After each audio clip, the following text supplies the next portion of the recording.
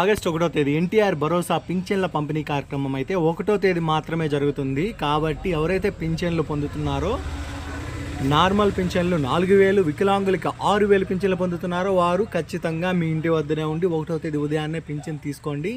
Miss అయిందంటే 3వ తేదీ నుంచి అయితే పింఛన్లు పంచరు. ఒకవేళ ఏదైనా ప్రాబ్లం ఉంటే అరాకురా పింఛన్లు మాత్రమే 2వ తేదీ పంచుతారు. కాబట్టి 1వ తేదీ 100% పింఛన్ల పంపిణీ పూర్తి చేయమని గవర్నమెంట్ అయితే ఆదేశించింది. కాబట్టి వీలైనంత వరకు ఇంటి దగ్గరే ఉండి పింఛన్లు అయితే తీసుకోండి. ఇంకో విషయం ఏంటంటే పోయిన నెల ఎవరైతే 7,000 తీసుకున్నారో వాళ్ళు ఈ నెల నుంచి 4,000 కంటిన్యూగా తీసుకుంటారు. వికలాంగులకైతే పోయిన నెల 6,000 ఇచ్చారు, ఇక నుంచి 6,000 కంటిన్యూగా ఇస్తారు. ఎవరికైతే డిఎంహెచ్ఓ పెన్షన్లు 15,000 వచ్చిందో వాళ్ళకి 15,000 అయితే కొనసాగుతుంది. ఈ విధంగా పెన్షన్లు అయితే పంచుతారు.